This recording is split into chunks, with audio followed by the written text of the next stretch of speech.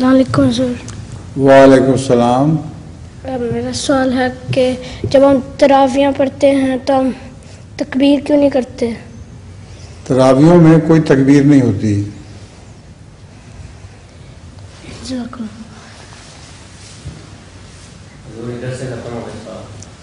बड़ी जल्दी ख़त्म हो गए सवाल, माशाअल्लाह।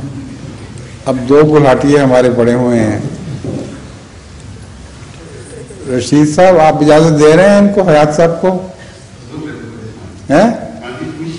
ठीक है, आ जाएं।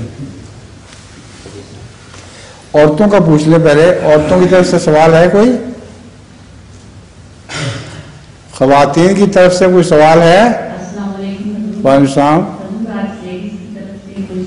कोई सवाल नहीं, बस फिर ठीक है, आ जाएं हयात साहब।